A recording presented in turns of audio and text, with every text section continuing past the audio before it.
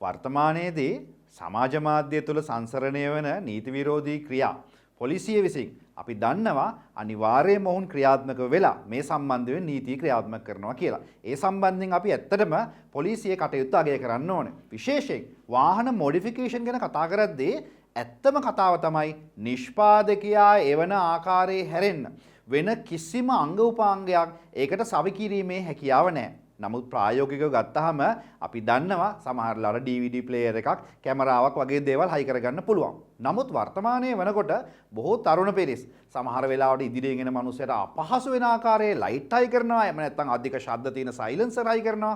ඉතින් මේවා කරන්න ඔබට කිසිම හැකියාවක් නැහැ. අනිවාර්යයෙන්ම දැන් පෙරට වඩා පොලිසිය සක්‍රිය වෙලා තියෙනවා. ඔබේ වාහනය අත්අඩංගුවට අරගෙන මේක පරීක්ෂාවට ලක් කරලා ඔබට නීතිය ඉදිරියේදී විශාල දඩයකට ලක් වෙන්න හැකියාව තියෙනවා. ඉතින් ඒ නිසා වාහන මොඩිෆිකේෂන් කරනවා නම් අත්‍යවශ්‍යම අංගයක් හැරෙන්න අනිත් කෙනෙකුට කරදර වන ආකාරයේ කිසිම උපාංගයක් වාහන වලට හයි කරන්න එපා කියන එක තමයි අපි උපදෙස් දෙන්නේ. නැතිනම් ඔබට නීතිය ඉදිරියේදී අධික මුදල් ප්‍රමාණයක් වියදම් කරන්න සිද්ධ වෙයි. ඔබ මේ කරන අනීතික කටයුතු නිසා.